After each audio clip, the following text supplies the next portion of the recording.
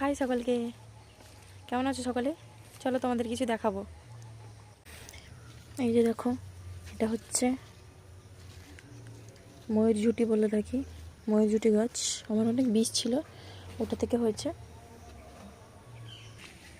আমার এই ড্রাগন গাছটার এখানটা একটা হয়েছিল, তাকে নিয়ে এসে এখানটা লাগিয়েছি।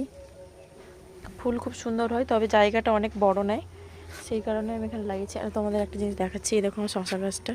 আমি বারবার তোমাদের শশা গাছটাই দেখাই, কারণ হচ্ছে আমার বাগানে প্রথম শশা গাছ হয়েছে। আর সেই শশা গাছ থেকে আমি মানে শশা খেতে পারছি, মানে খেয়েছি, এখনও আছে। দুটো গাছ তো ছিল, তোমাদের দেখিয়েছিলাম, তার মধ্যে একটা আবার মানে গেছে, মানে নেই আর, ও পরলোক গমন করেছেন। তো এই একটা গাছই আছে, তো একটা গাছও কে আমি আর নিচে রাখতে পারলাম না, খুব ভয় করছিল, তো উপরে তুলে দিয়েছি। তবে উপরে তুলে দেওয়ার জন্য একটা ভয় আছে, হনুমানের ভয়।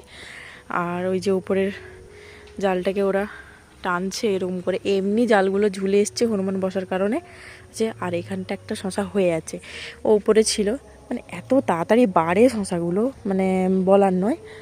আর এদিকেও আশা করি শশার মানে কলি আসছে, ওই দিকটা আছে, ওই দিকটা আছে, এই সামনের দিকটাও আছে, অনেক আসছে কলি।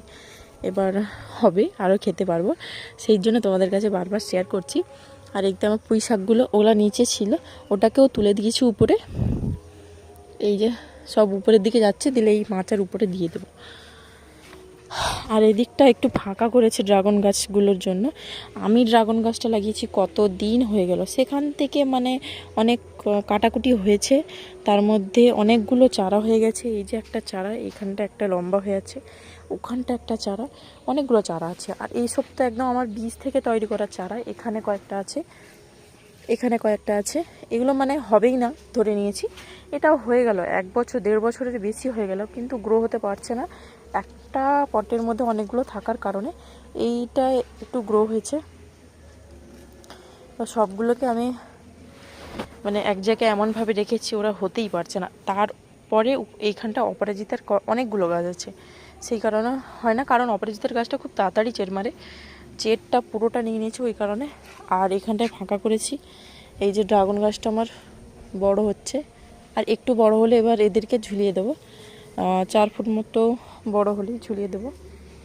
আর এইদিকে দেখো আমার কামিনী গাছটা, এই কামিনী গাছটাকে আমি একটা বড় পটে দিয়েছি। এটা বস্তার মধ্যে ছিল, বস্তাটা খুবই মানে ছিঁড়ে গেছিলো, নষ্ট হয়ে গেছিলো, তো পটের মধ্যে দিয়েছি এখানটায়।